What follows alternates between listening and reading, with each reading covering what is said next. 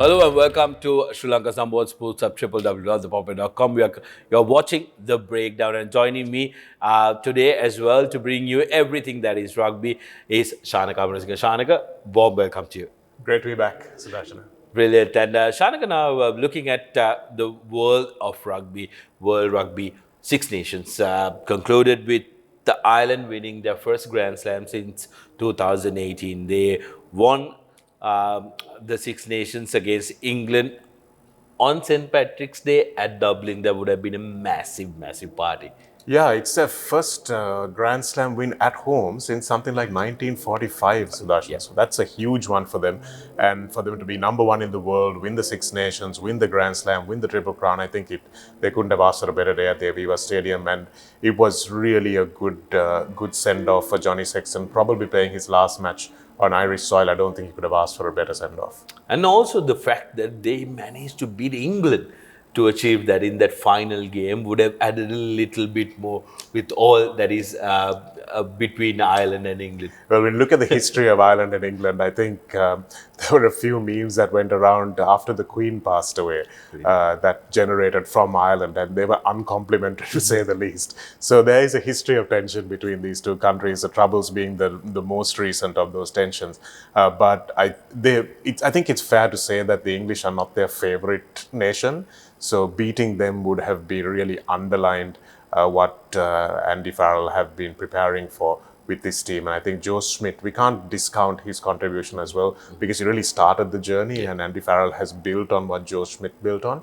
And it has turned out to be a wonderful side. And I think they have some of the best players in the world in their positions in Ireland, and they're going to be a real threat when it comes to the World Cup. And I'm sad that all of those seeds, all the top seeds now, are going to be on one half of the draw. So we're only going to see one of them coming through. But hopefully Ireland will be one. Hopefully Ireland will be it. Yep, so very interesting point that you made, Shanik, about how Joe Schmidt started things off, and Andy Farrell managed to build up on it, and they've really oiled the Irish machine. We cannot tell the same about England, though, who lost to Ireland their final game 29 points to 16. They've gone from bad to worse after Eddie Jones left. Now, the English side, there is some controversy on whether that was actually a red card against Ireland in that final game, but overall their performances have been really patchy. They haven't had a settled fly-half coming in. They haven't had a settled backline coming in. They've experimented throughout the Six Nations and didn't look like they had a blueprint in experimenting and wanting to do stuff. What was your take on English performance? Well, I think that getting rid of Eddie Jones so close to the World Cup was a reactionary knee-jerk thing that they did, Sudarshan, and I was under no impression that results would be any different. Mm-hmm. Maybe the first game with Steve Borthwick in charge, maybe something they could have brought emotionally to the party. But apart from that, looking at the way that they're cobbled together, their combinations aren't working. And I think we spoke about this previously as well, that there is this refusal to drop the captain. Mm-hmm. And that's evident in Scotland, it's evident here in England as well. And it's something that's going to come back to bite them, because in rugby, it's not just the fact that you're dropping the captain from his position, but you're dropping him from the mantle in the dressing room as well. And when a captain is not playing well, when a captain knows he doesn't deserve his place, and let's face it, Sudarshana, everybody who plays a game of rugby, they know in the back of their mind whether they deserve to be on their team or not. And that it doesn't matter whether you're playing under 13 or whether you're playing international level rugby. Everybody knows that. And when the captain knows that he's not there, then he loses the dressing room. And you can see that that's what has happened in England. They're each one's playing for their place. Each one's trying to play in a manner that they think is best. And I think Ellis Genge was the one who said it best. He said, well, it's clearly obvious what a well-coached team can do. And maybe he didn't mean to say that, but Ellis Genge is someone who doesn't think too much before he talks. And sometimes when people are like that, you get the truth from them. So it's pretty obvious. Oh yeah, exactly. and he knows what he's on about, because he's been captain at club level and all of that kind of thing. So he knows what he's talking about. So I'm really skeptic about England's chances. I think Steve Borthwick is going to be a scapegoat. If they do badly in the World Cup, they're going to be like, oh, well, it's Borthwick's fault. Let's bring someone else in. We did what we could. And if they do well, they'll be like, well, we made the best decision kicking Eddie Jones out. So the RFU have played it nicely for themselves so that whatever happens, they can have their little moment saying, well, we were right. But unfortunately, I don't think that's what the England fans want to see. And if the RFU was upset about the England fans' reaction to Eddie Jones's team, then their reaction to the last game would not have been what they wanted to see either. Yes, exactly. I mean, fans leaving midway is not something that you treasure seeing. Now, talking about how teams were placed in the Six Nations, Ireland obviously was number one. France close behind them, only lost to Ireland. We spoke about that game, and Shanaka was of the opinion that France did not actually show their entire hand. They looked like they were running from all corners, but they didn't want to show anything much tactically. Shanaka. On third place versus Scotland, I think they would be quite encouraged with their performance. They managed to get some key victories against their name. England in number 4 with Wales, who are having a dismal season, in number 5, and Italy, although they are at the bottom, they are looking very good, Shanaka. They are looking like a side that can really spring up some surprises come the World Cup. Well, you never know. And they don't have to travel too far either. And I'm sure that everyone will agree that they played a much better Six Nations than Wales did, even though they're sixth and Wales is fifth. And what's going to be another tragedy is that because of the draw, and because only Australia and Wales are in Pool C, that you're going to probably see Wales maybe coming through to a quarterfinal, maybe even a semi-final with one good win under their belt. So that's going to be really tragic if that happens, and we're going to lose so many better teams by the wayside come the World Cup.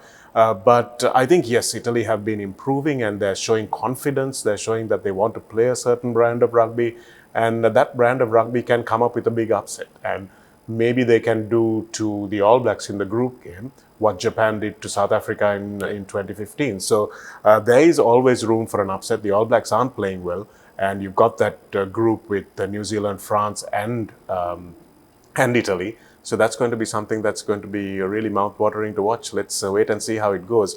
But I think Scotland also will be really hard done by. They're in another group of death with South Africa and Ireland, I think. Yeah. Ireland and so they're going to come up against two of those big teams as well. Whether they'll make the quarterfinals, we don't know. And if they don't make the quarterfinals, that'll be the best casualty that we will see in that first round of games as well. So it's really nice to see Finn Russell running things. It's really nice to see the Scotland third row coming up and really confronting their opposition as well. And it was unfortunate because Jamie Ritchie was on his own because Hamish Watson got injured quite early on in the tournament. And if he was fit, maybe things might have even been different. Maybe they'd have another win under their belt, who knows.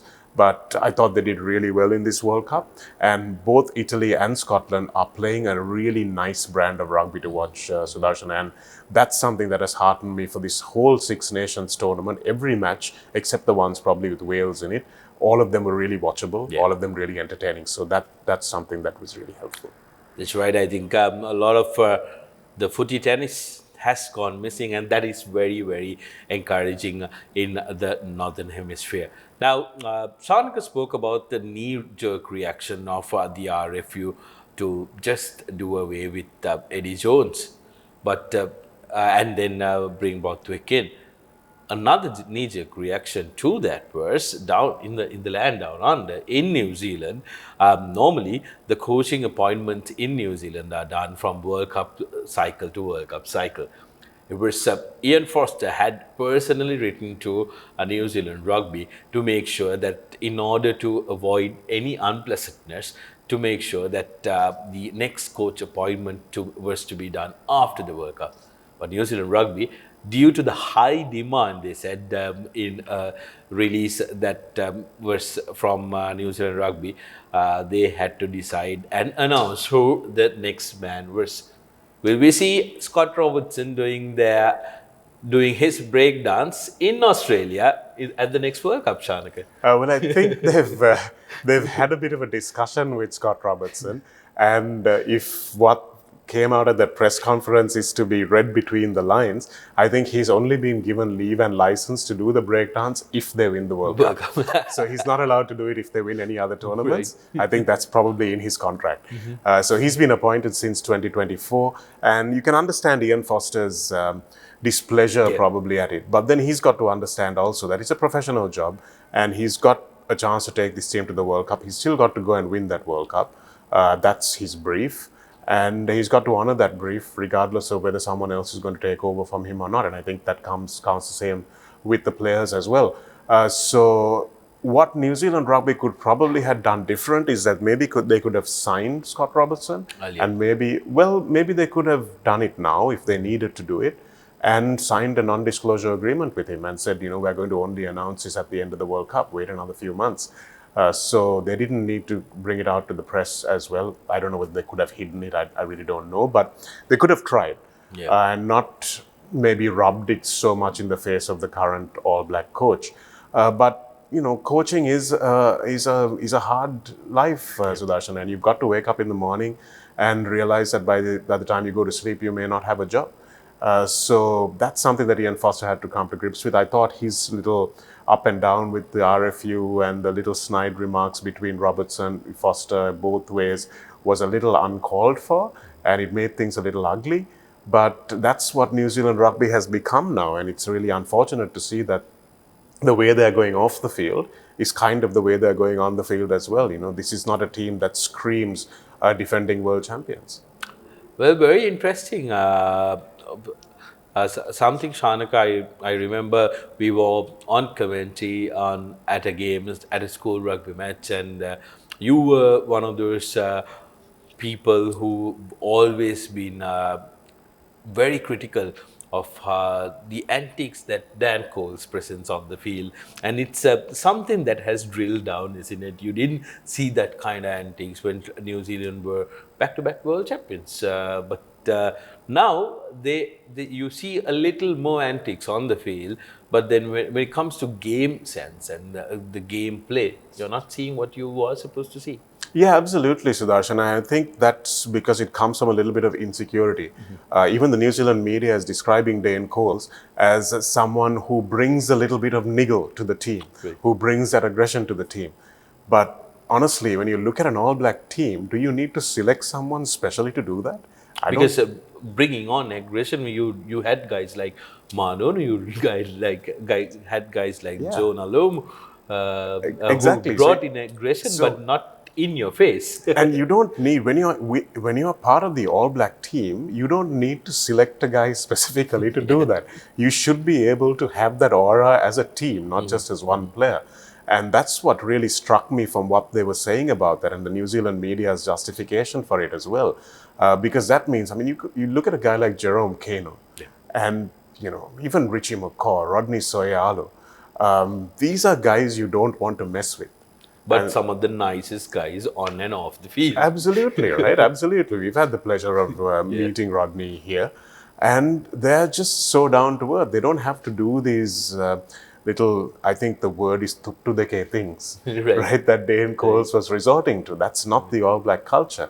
But now that they've gone to that kind of messaging, it's very difficult to come away from that. And that's what young kids are going to start learning as well, thinking, this is what we need to do to get selected to the All Blacks. And it's just a culture that's not just with the All Blacks. I think we're seeing it in the social media world as well. Everybody doing things to get noticed and trying to stand out. But I don't think it goes down well in a game with values and characteristics and requirements like rugby has. So you can see it on the field in the performances.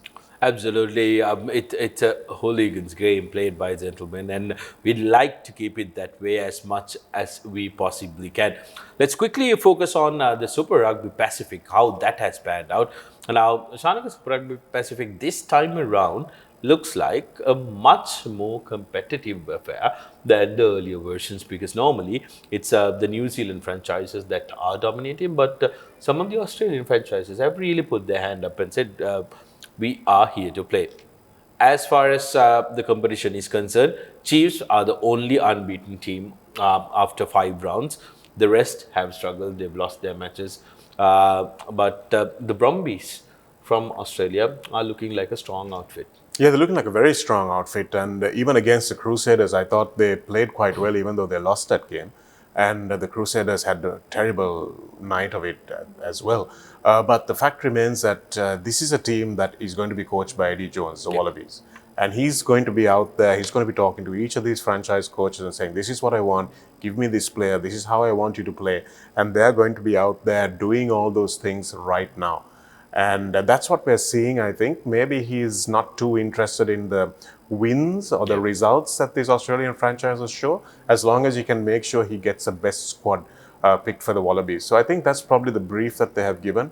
That the Australian Rugby Football Union has also done kind of a coup. They didn't like what Dave Rennie was doing, perhaps, and now that Eddie Jones is available, they said, okay, you take on the job. He's someone who's very familiar with it, and you've got guys who played under him like Stephen Larkham scoring, coaching the Brumbies, that kind of thing. So there'll be a big rapport between the franchise coaches and Eddie Jones as head coach. So don't write off Australia. They're in the easy half of the draw. It's just them and Argentina and perhaps Japan to come through that half of the draw. So let's wait and see how that pans out. But it's nice to see that the Fiji and Drua are also coming to the party. Moana Pacifica, not so much yet. But some of these Fijian players, they are looking at a World Cup as well. Most of these guys are looking to be snapped up by European franchises. So there's a lot of that motivation that comes to Super Rugby as well. So it's nice to see that the New Zealand franchises are not completely dominating. The Chiefs have been a step ahead. I think they're playing very good rugby at the moment. Largely due to the contributions of Damien McKenzie, and who has come back to New Zealand and become a real revelation. Well, I hate to say it because I was not a huge fan of it, especially at fullback. But at fly half, it looks like he has things to offer. But I don't know. Maybe at international level he might get found out a little bit. Sudarshana, I'm still a little skeptical about him. I think Josh Ioane really is a man to succeed in that number 10 jersey for the All Blacks. But the Chiefs are playing really good rugby at the moment. I think the forwards are playing really well, which is what is giving the space for Damien McKenzie to do what he does. And you can't discount Sam Cane. He's come back into the side and he's doing a job. Is it a captain's job? Is it an All Black captain's job? I don't know. But he's a very good number 6. I think he's not a great number 7, but I think he's a very good number 6, and that's something that they should be looking at. But it's nice to see that there is more competition. The games, even though the New Zealand franchises are winning, are very close, just one score apart. So it's a good competition to watch. Yes, that competition will in turn really benefit the Southern Hemisphere teams going into the World Cup, because they do not have the luxury of, like the Six Nations, to play against a lot of teams before the World Cup. So this one is going to be very, very interesting. We'll go for a short commercial break. When we come back on the other side, we will have news about the tournament which is closer to home.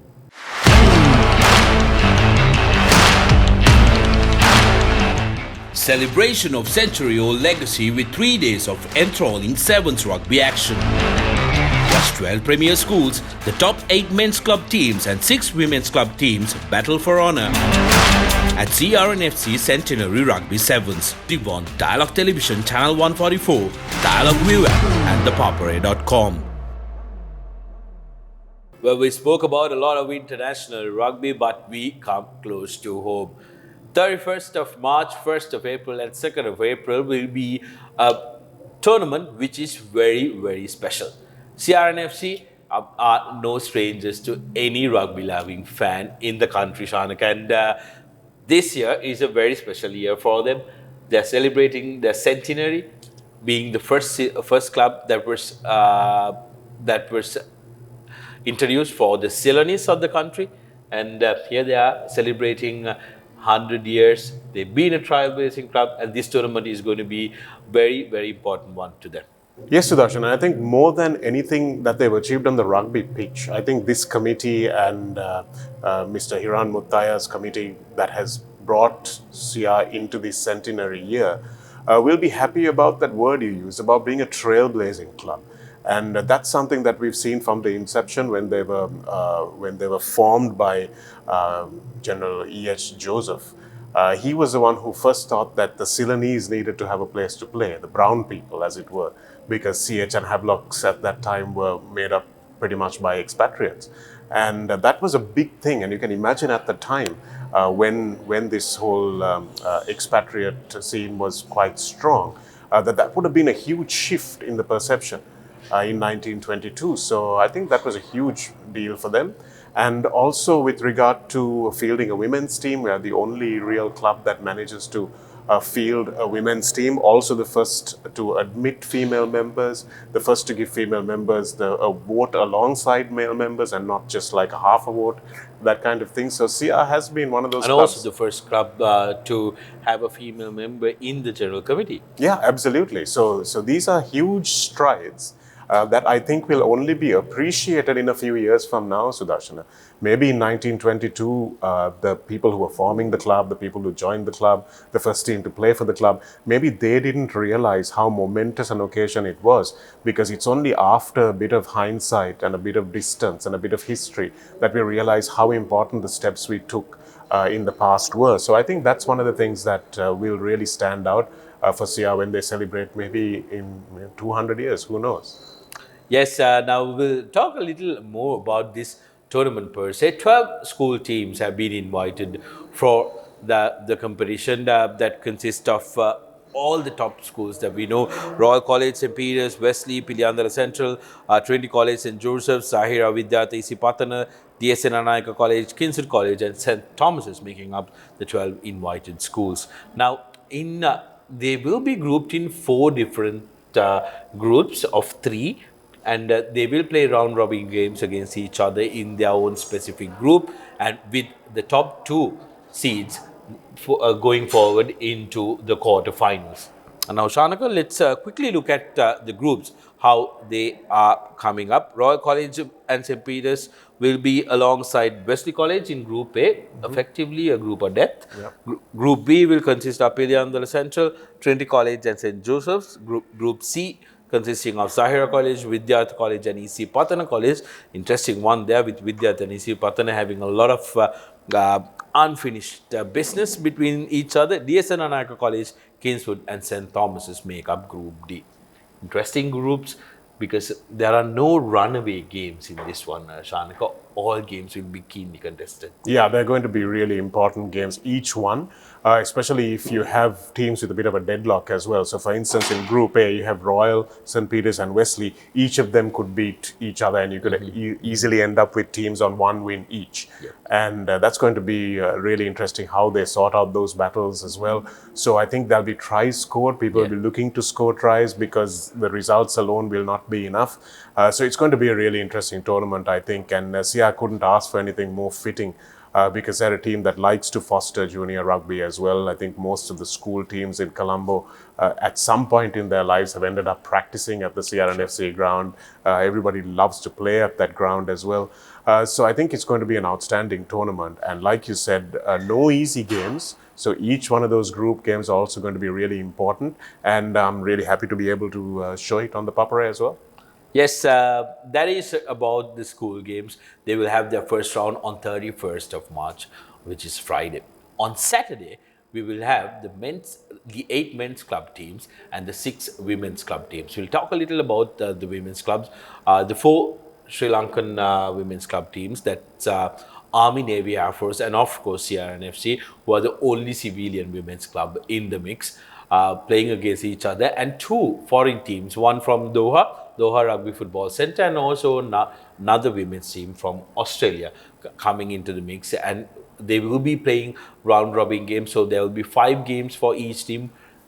Each team will play 3 games on day 1, that is on the 1st of April, 2 games on day 2, with the top placed teams getting the nod to the cup, plate, and the bowl finals. Now, Shanaka, this exposure is going to be invaluable for the young lot that's going to come through, because especially given the fact that Sri Lankan women's national team, the players who've been taking part have been aging, and we need new blood pumped in. Absolutely, Sudarshan. And I think that there needs to be a regular conveyor belt of young players, and that's what keeps the older players honest, and it's what keeps feeding the game as well. So I think it's really important that they get to meet and play with people who are maybe a little bit more professional level than them.